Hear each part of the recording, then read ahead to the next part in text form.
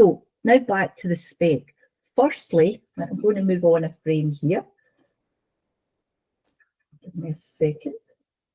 We've still got our spec at the top here, but you can see, and I'll maybe zoom in these in a second, we've got 1, 2, 3, 4, 5, 6 design cards, each with a wee bit filled in. So first of all, let's think about the counts. In our unplugged lesson, we kept track of the game scores by tally marks, or perhaps we could have used show me board, something like that. But the key bit is here, we had to know what the score was before we could add 1 to it. Is that okay? All good. Yeah, we need to consider how we do this using a computer, and we're going to use something called a variable, and that term was used in our unplugged activity. So the kind of definition of a variable is a named memory location that stores a value that can change.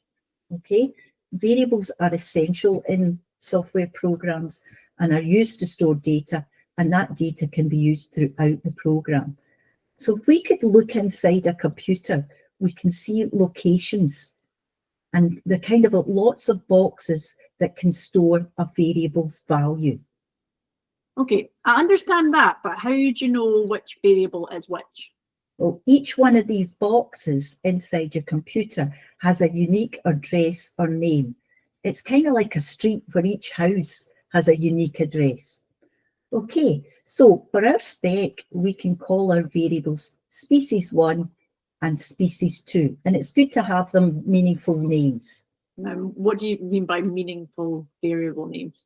Well, it's good to call your variable a name that represents what data the variable's storing. So for example, if it was someone's name, you could call the variable name because it's going to hold the name.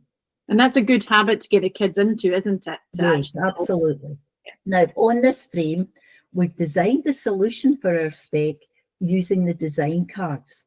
And what we're going to do here is we're going to go through each card one at a time. We're going to explain what is on the card and then give you the chance to code that part of the design. I will talk you through coding the part of the design. So we will go back and forward between the design and the coding. It's kind of known as agile.